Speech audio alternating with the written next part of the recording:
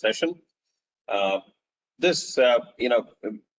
What we tried to do here was to take a real life example and see how the IBM Automation Foundation framework can be applied to that problem.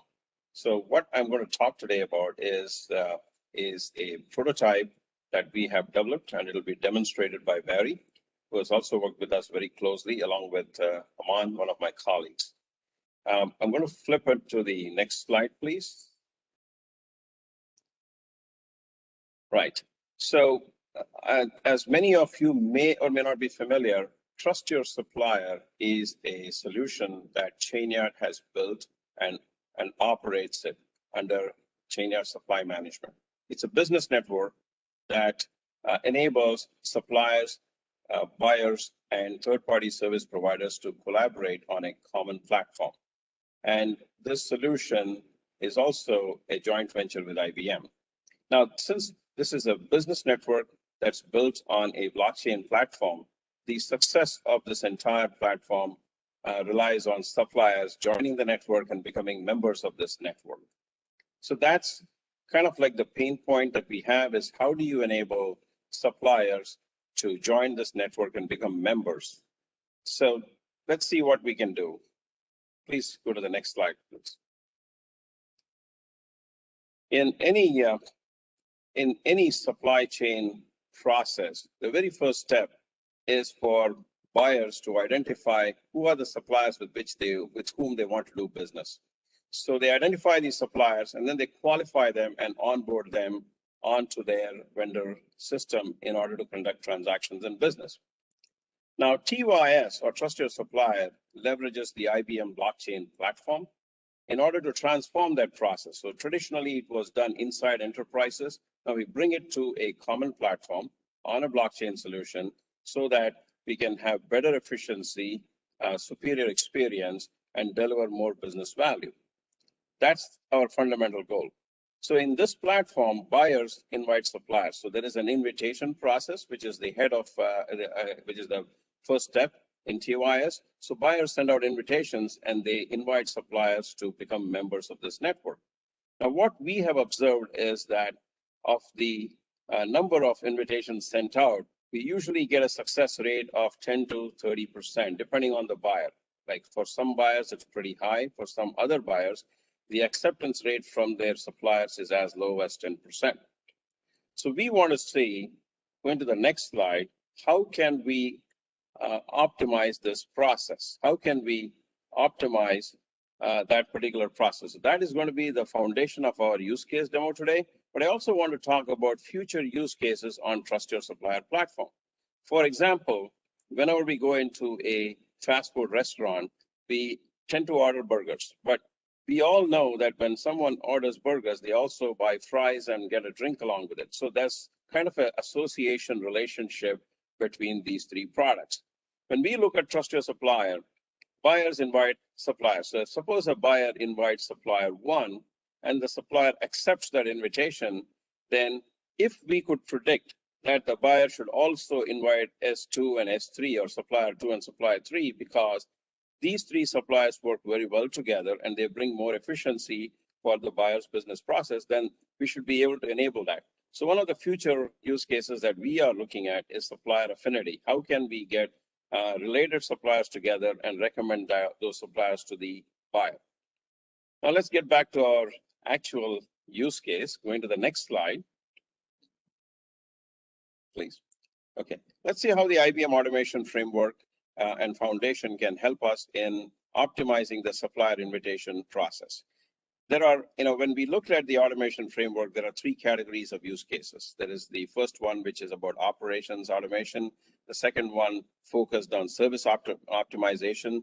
And this one is really focused on business process optimization and business process mining. So we said, why not we use the IBM Automation Framework along with ML to see whether we can optimize the invitation process so that we can target just those suppliers who are likely to accept our invitation and enhance the business network. So let's see what we do. Please go to the next slide.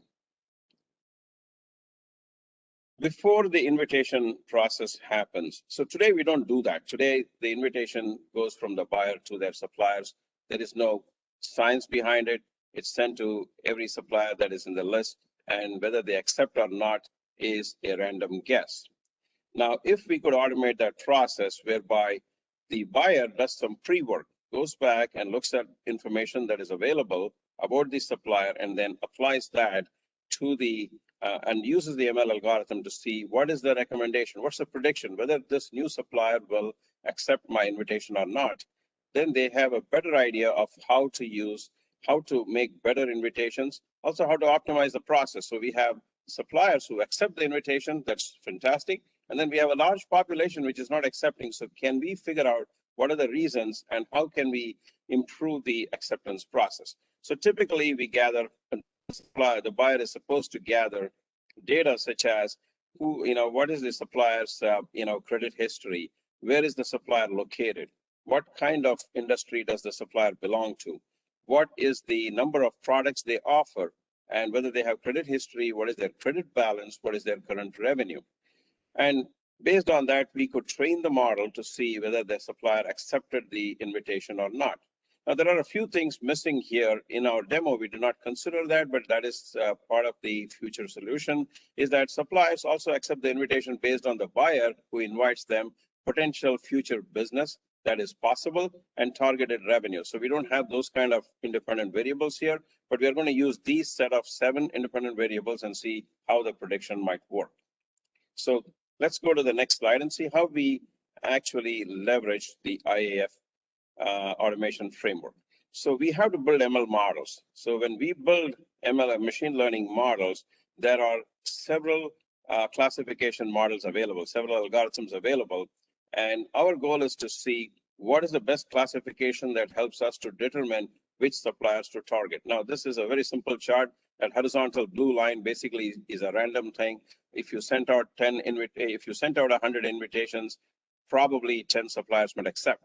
But if we applied a classification model, that red line represents an optimal classification model, possibly a random forest classification. And it tells us that over a period of time, if you targeted a specific group of suppliers, then the likelihood of them accepting is higher and higher.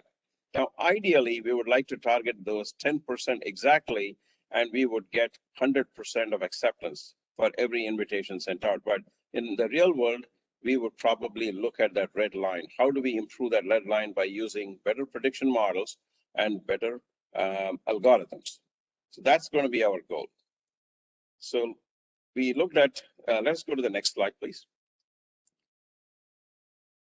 So this is the IAF automation model, conceptual model that we have implemented in the demo.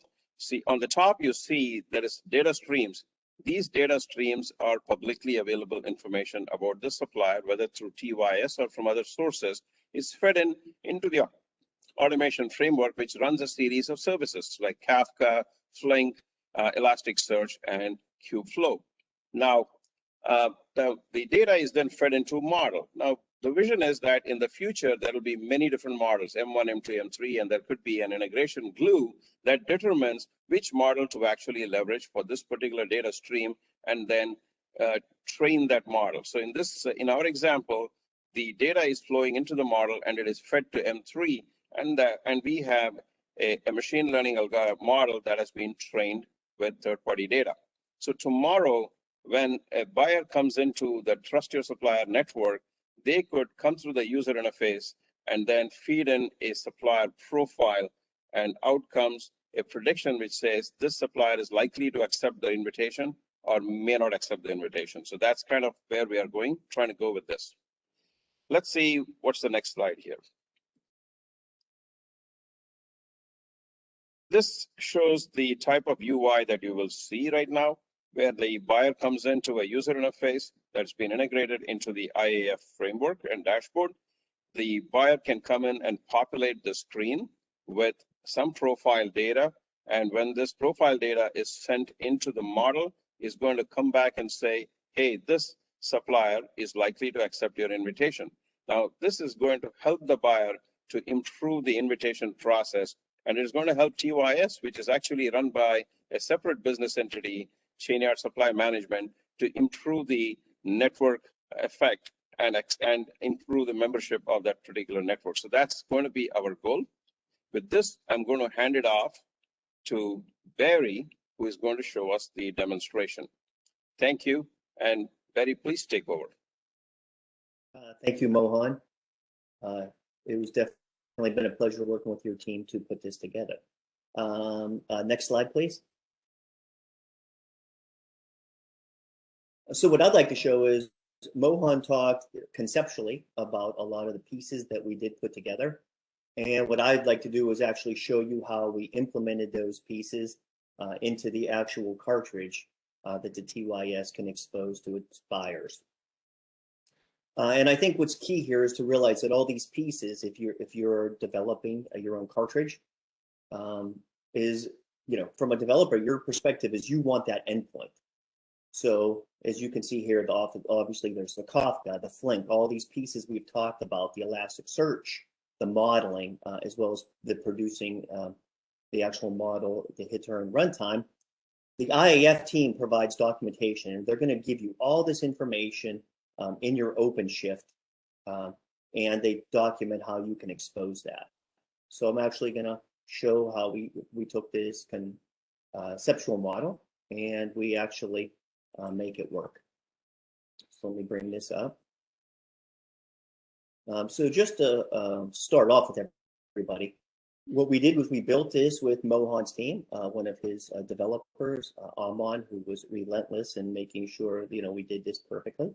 We developed this on the IBM cloud in the ROX cluster, and obviously this. So I'm just bringing up the dashboard on the IBM cloud where we were managing the worker nodes.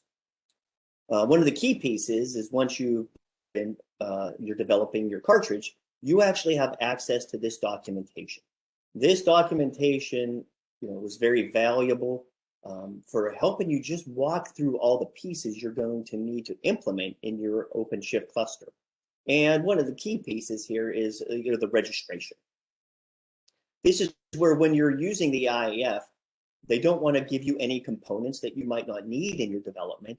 So you actually can specify through YAML files that you deploy which resources you want deployed as part of your development process and the ones you will utilize. So here's an example where you can see, for example, if somebody wanted Elasticsearch. And the documentation is very thorough where they actually return in the YAML file the key pieces you need, whether you're using Kafka or Elasticsearch. For example, for anyone familiar with Kafka, you know that you need your bootstrap, an internal, an external endpoint. You're going to need a login. You're going to need crypto material. And it's all just made very available to you. So actually developing the cartridge, they give you the tooling. They make it as easy as possible.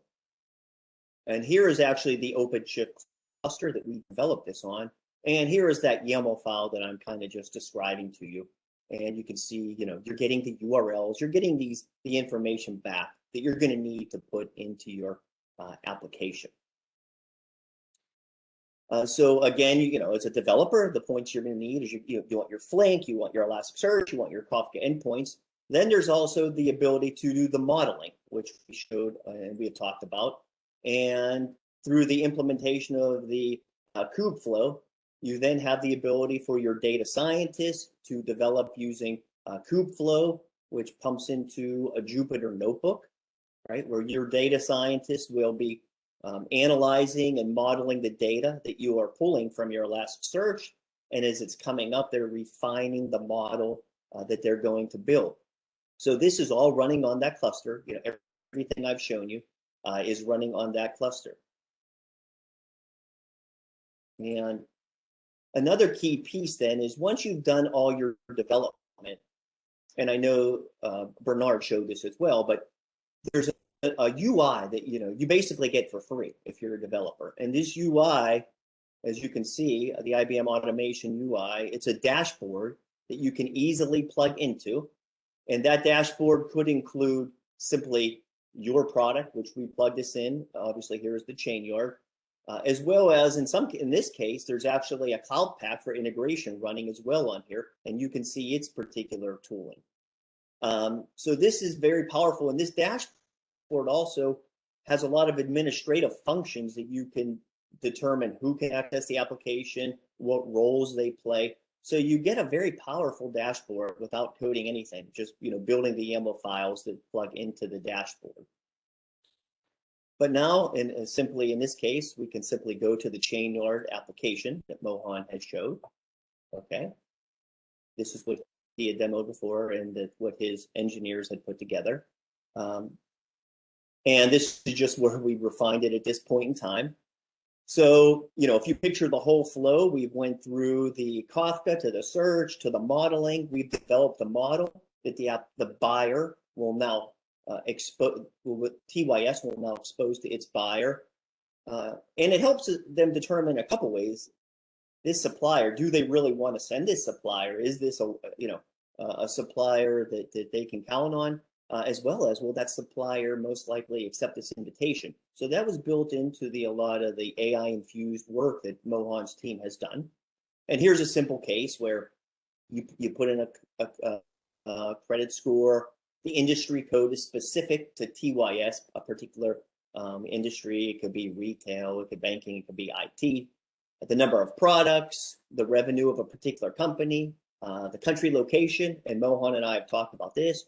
Certain parts of the world, might be more likely to accept that invitation, and it just gives the buyer, as the buyer is determined supplier, is a very simple mechanism to do a quick search. And in this case, maybe this industry, this customer that's located in this part of the world, maybe they're not the best. There's not as high a probability. On the other hand, this is actually. In Canada, different revenues, they have more products. This industry is specific to TYS, and the buyer submits this as they're determining a supplier. And in this case, the supplier does have a higher chance of accepting. So, I just think to walk through a real-time use case, and I actually just cut and paste this from VS Code extension since I'm on my browser here, but this was just some of it. I'll call it the stitch coding. So if you picture, there's the blockchain, trust your supplier network, that is, aggregating this data. It would get it to some glue code. This glue code, in this case, is what actually pushes that data onto the Kafka queue.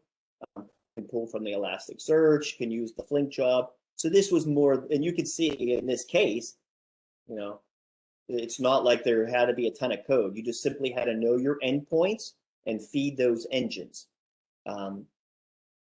So I hope, I hope that shows you a real-time kind of run case of how this was put together, and, how it's, it makes it a lot simpler that the cartridge developer doesn't have to stand up all this infrastructure. It's at their fingertips. Thank you.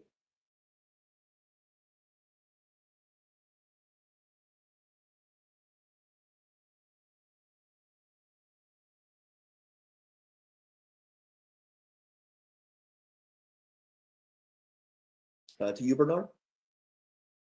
Okay, Leslie, I think we've had a couple of questions come in through the chat. So first one I've seen come in is, how can I get access to this technology?